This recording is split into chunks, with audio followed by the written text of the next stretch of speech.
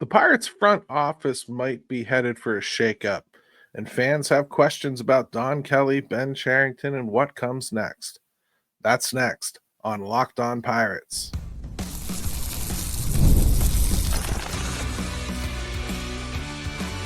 You are Locked On Pirates, your daily Pittsburgh Pirates podcast, part of the Locked On Podcast Network, your team every day. Welcome to Locked On Pirates, your daily podcast covering all things Pittsburgh baseball. I'm Gary Morgan, your host who has been covering this team since last decade, here to answer your questions and dive into the issues that matter most to Pirates fans. Today's episode is a fan-driven Ask Me Anything. We'll tackle questions about the front office, coaching staff, lineup decisions, prospect call-ups, and more. From hitting coaches to trade ideas, you brought the heat, so let's get started. Today's episode is brought to you by 5 Hour Energy Transfusion. Go to 5hourenergy.com and use promo code LOCKEDONGolf to get 20% off your order. Offer valid through September 30th. Try the transfusion flavor today. Let's get right into it. First question, Hornet Jockey on X.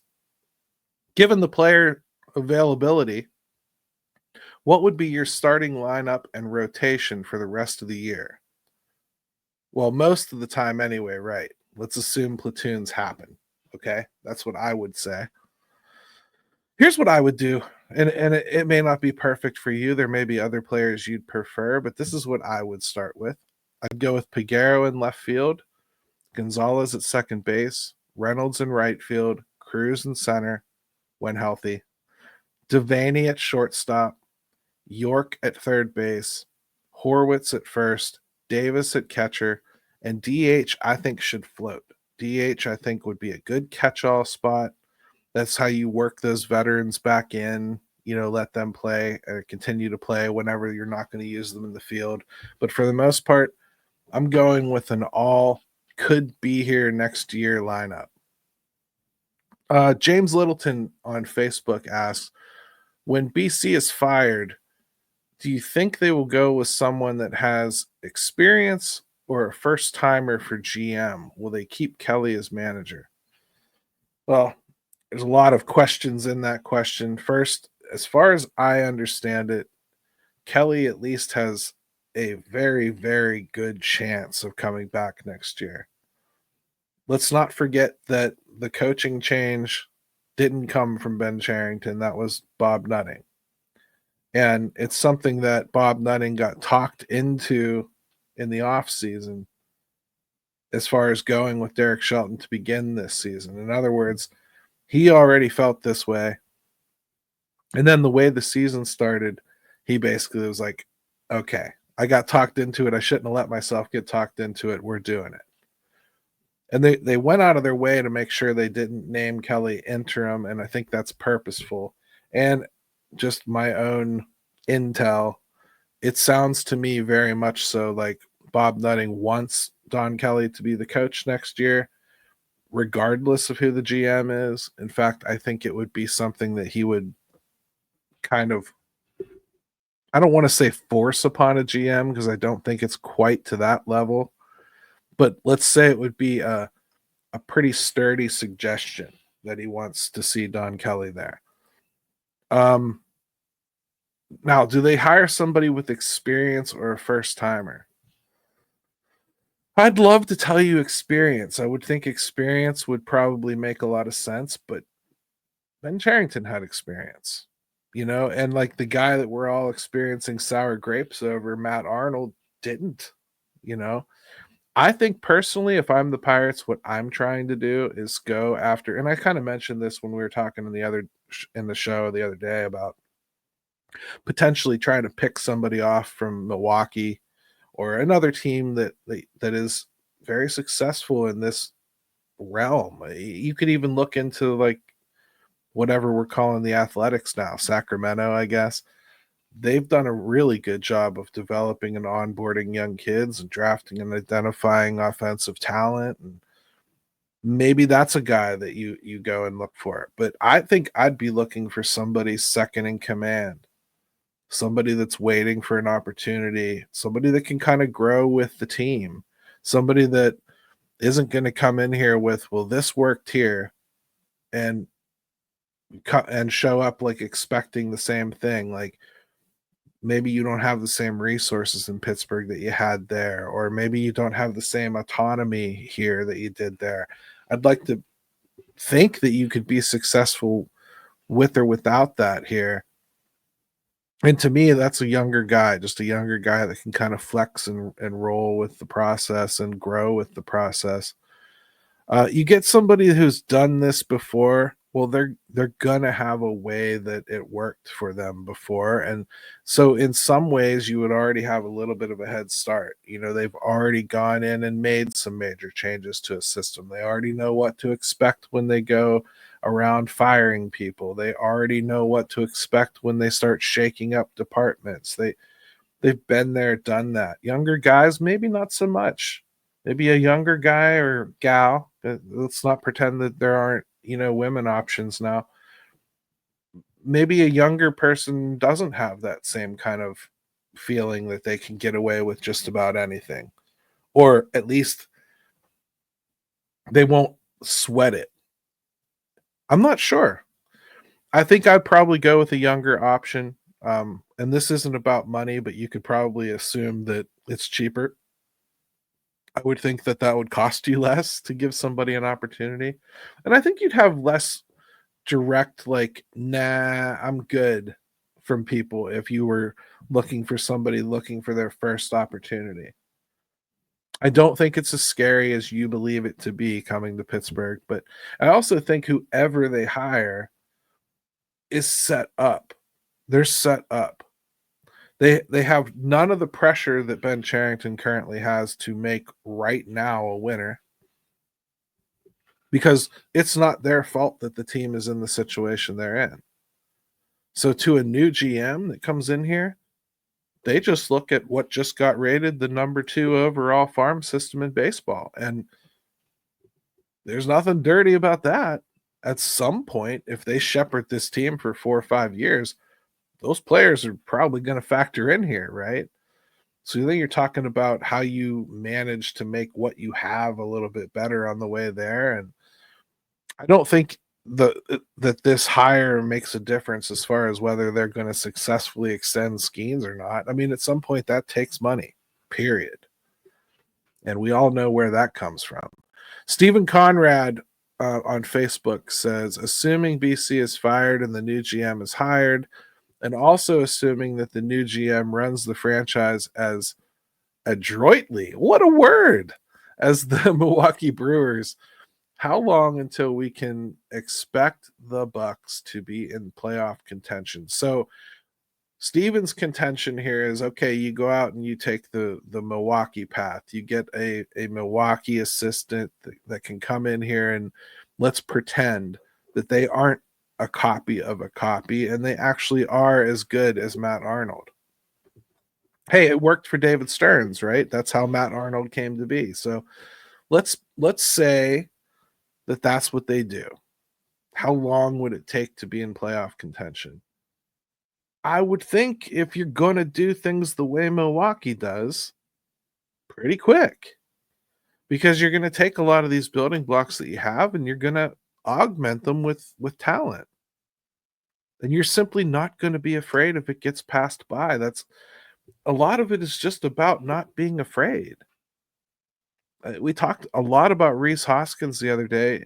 He's injured and all that, but he would have been losing playing time for a minute just to some of the guys that Milwaukee has. And you have to be okay with that. You just have to be okay with that. If it comes down to the playoffs for Milwaukee and Brandon Woodruff, who just came back, isn't himself yet, and Quinn Priester is, he's a lot cheaper than Brandon Woodruff. Guess which one's going to get the pitches when it comes to Milwaukee? I can't promise you it's the same as what the Pirates would make that decision right now. They would go with the guy that makes more money. We're seeing them do it with Andrew Heaney right now, and they have nothing to play for. So I'm just saying that's the kind of change that I think you could look for. I think you could have a pretty quick turnaround here. Just getting the offensive philosophy that has been over this team for 5 years off of it, in and of itself, I think will improve almost every element of this baseball team. And then I hope you make some smart moves. I would think no more than a year or two. In fact, I don't think you'll find Bob Nutting hiring anyone that tells him it has to be more than a year or two. So the question might be moot. Coming up next, we're going to talk about hitting coaches, what they do, what they don't, and why the Pirates seem to be missing the mark.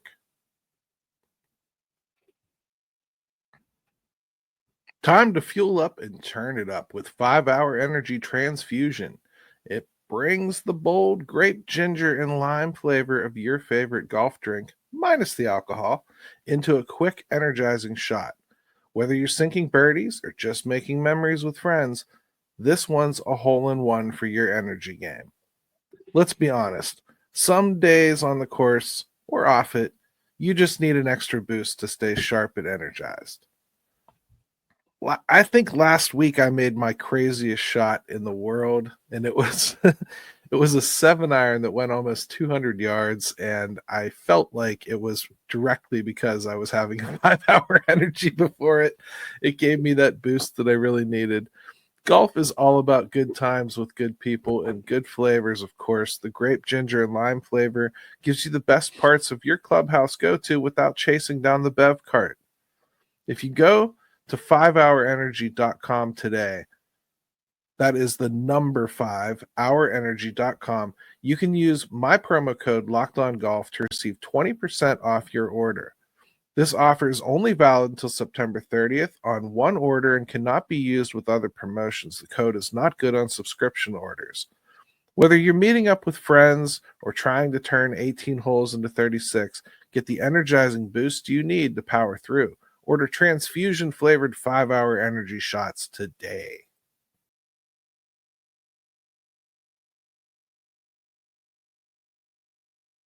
Hey, welcome back to Locked On Pirates. Make sure you hit me with a like or subscribe here. I really appreciate it. You guys have really been killing it lately. Subscription base is growing big time here on YouTube and the Podio, the podcast versions of the show.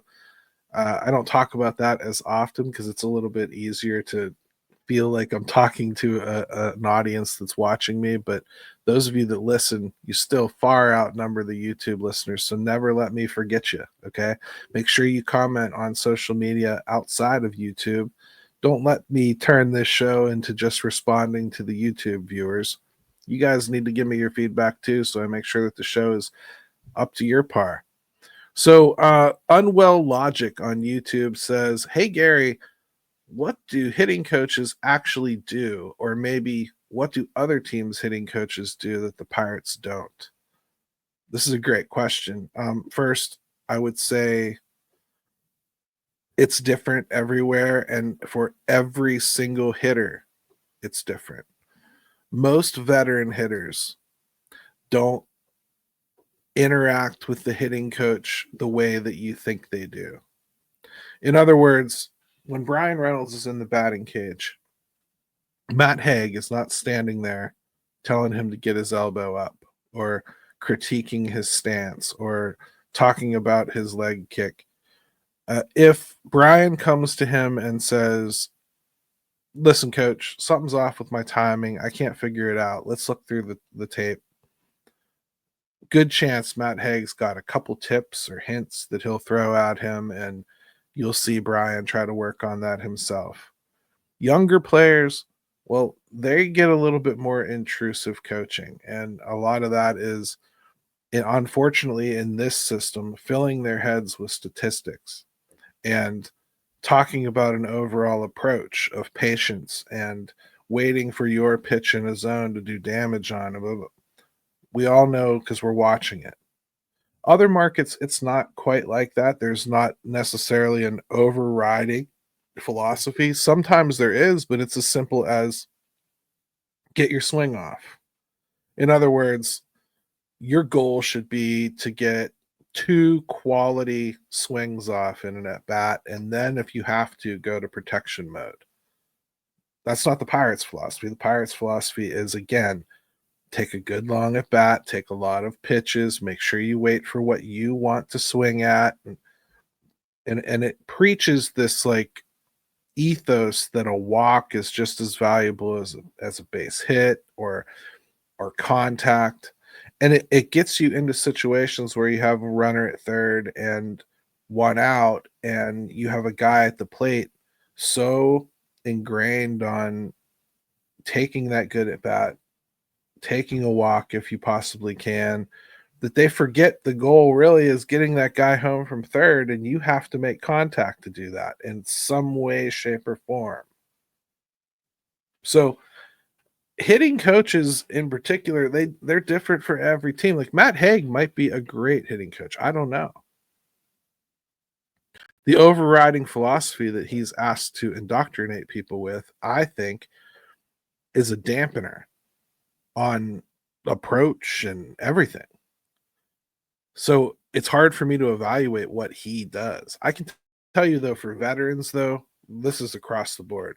Most veterans aren't interacting with their hitting coach anywhere near the way you think they are. And most kids, they're kind of overwhelmed, especially in this system, immediately with new information that they haven't taken in before. And changing a swing is a lot more complicated than you think it is, too. Hitting coach doesn't do that necessarily in season to a guy that they're going to play a lot. In fact, when you see them do it, you'll see them sit a guy for 5-6 days sometimes to see if they can get something done in that department.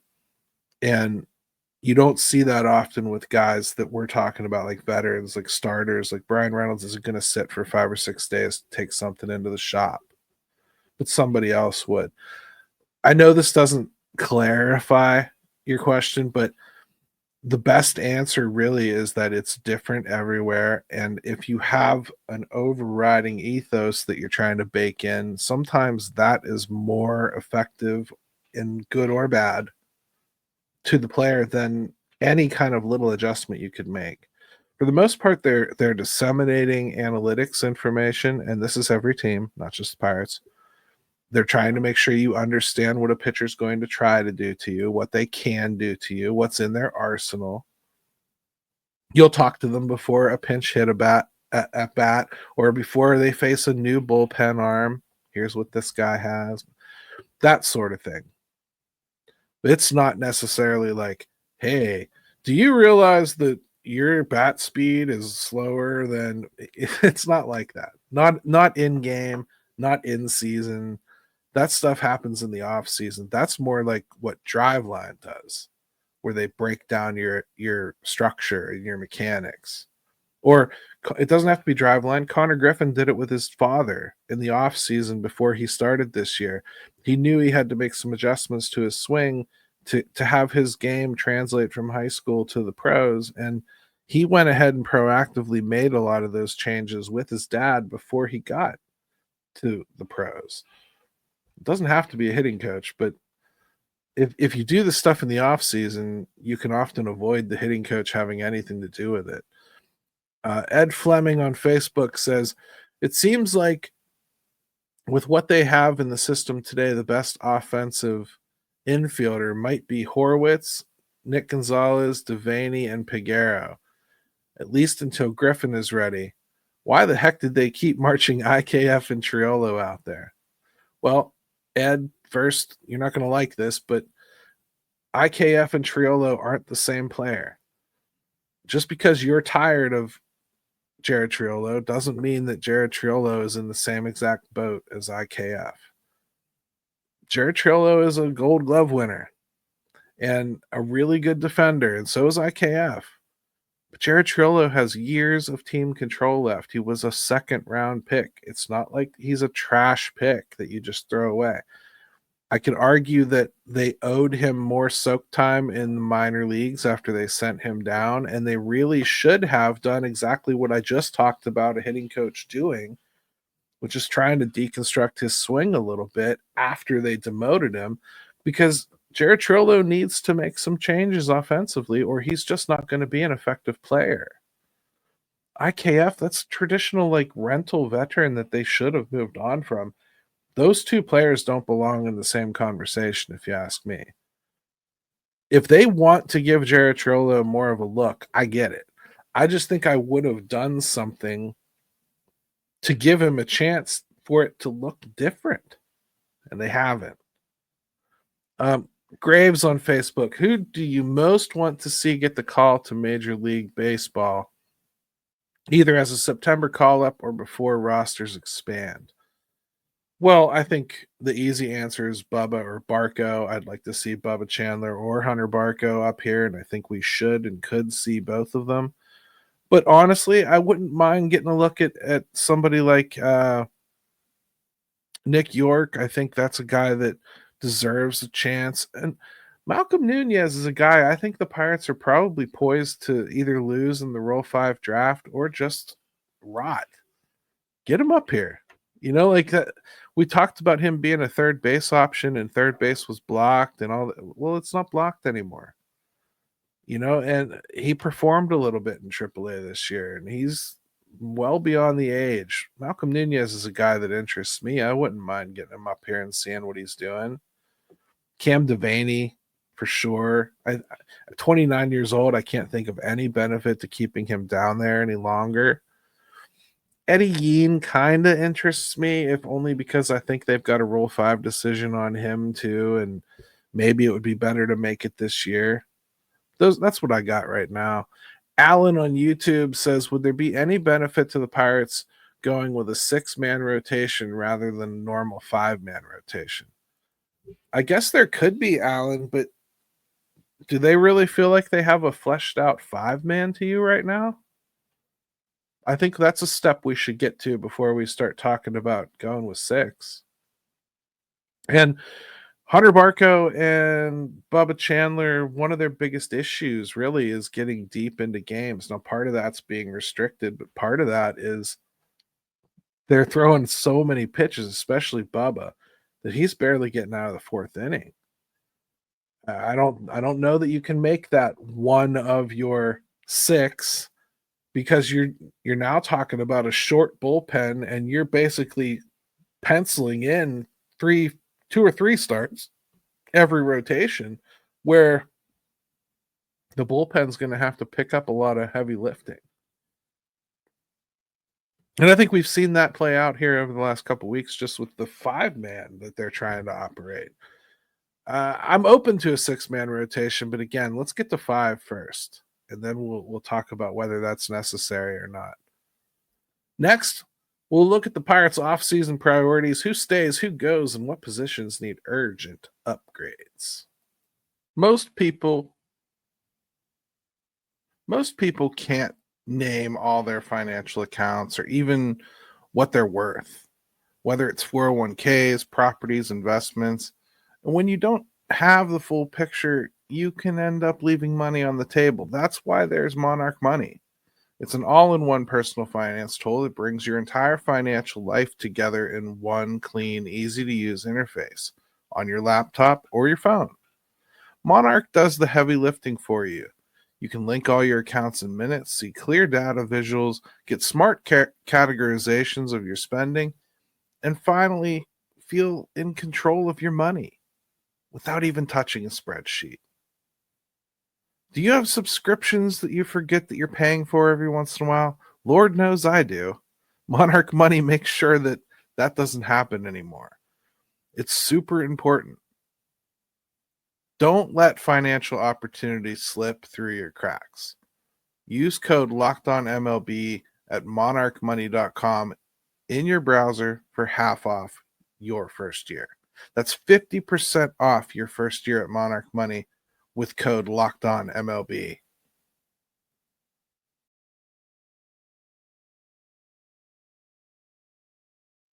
Hey, welcome back to Locked On Pirates. Let's keep the question train going, and let's start with PGH Sports Fan on X. He says, which relief pitchers in the minors could possibly help the bullpen next year, if any?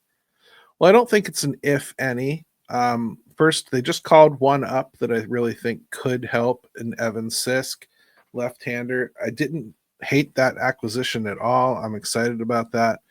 You're going to hate some of the names that I come up with here, so I apologize if you feel this already. But Dowry Moretta, I think, is a guy who could still help next year quite a bit, who's in the minors. Just think he needed a little bit more time away from that injury just to get himself back to right. After a good offseason, I like Dowry Moretta and think that he's a good option. You're not going to want to hear this name at all. Colin Holderman is still a guy that I personally think they should hold on to and try. Got a lot of years of control left. And the stuff is sick. I just feel like I can't get past thinking this is Clay Holmes. This is exactly the same situation. If you can just get him to harness his stuff a little bit. Another guy that I think a lot of people aren't thinking about just because he's been on the IL so long and they kind of picked him up late to begin with, Justin Lawrence. Justin Lawrence is a guy I think we might even be able to get back this year.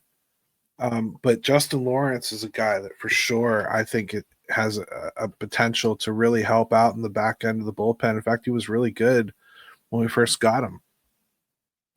David Rosenberg on Facebook. Does the fact that Simon, Canario, and IKF and FAM on the roster mean that Ben whiffed on minor league trade acquisitions and draft choices? Well, I guess, but Ronnie Simon doesn't fit that mold, if you ask me. I'm not sure why we're counting him in this mix. Ronnie Simon is a young enough player with enough upside that he could potentially still turn into something. I don't add him to that category. Canario is a younger guy that they took a shot on. I'm not really sure what they're doing. They've barely played him. And we've covered it ad nauseum that IKF and FAM really shouldn't be here. I don't know that it means that he whiffed on minor league trade acquisitions or draft choices, but I think he whiffed on the project of like moving off veterans to make room for kids at the deadline. That's really where I'm at with it, David. I don't know. I'm sure that everything you watch to a degree comes down to whiffing on something, some aspect of player acquisition. SD something on YouTube. I'm not even going to try. Have any of the players given up? Is it affecting Skeens? If this team had average hitting and fielding, how far could the pitching staff have taken them before the trade deadline? Well, I think they definitely have a 500 team. I think they've built a 500 team. It's played like a 500 team for the most part under Don Kelly. And it feels to me, in fact, even their offense has been close to league average in the past 3 weeks. So I think there's something to be said for that. At least it feels like it's a 500 team. I don't think that it could be much, much better than that one way or another. I don't believe that the players have given up. I can see some of the guys on expiring contracts like Heaney and FAM and IKF maybe, not pushing as hard. But listen, they're all playing for contracts next year somewhere. So one would think that they're not going to give up. Brian Reynolds certainly hasn't given up. And O'Neal Cruz hasn't given up. They're just struggling. I think you could never accuse Henry Davis of giving up. No, I don't think so. I think you're reading people's faces on the field and just kind of guessing as to what might be going on. I don't believe that they're giving up. Is it affecting Skeens? Of course it affects Skeens. It affects everybody on the team. I mean, the offense has been bad. They have a lot of pitchers who would have had much better records this year, or outcomes at least, if they had better offense. That's not a mystery. Of course it affects Skeens. Of course it does. But Skeens is about the last person you could ever worry about quitting. That ain't going to happen. Matt Bagley on YouTube. Would you entertain a big prospect rookie for prospect rookie trade, like Bubba Chandler for Jordan Lawler and another prospect to fill shortstop for next year? I would entertain it. I would have entertained it at this deadline. I would have traded, for instance, I would have traded Bubba Chandler to Boston for Password Garcia, who's a AAA outfielder. I would do it today, just like I would have done it at the deadline. I would do it in the offseason. To me, that's a perfect use of your minor league chips like that. I don't think you're going to convince anybody to send you back a big salaried player. And I don't think this team would pay for a big salaried player. So, yes, I think that's a very, very smart way.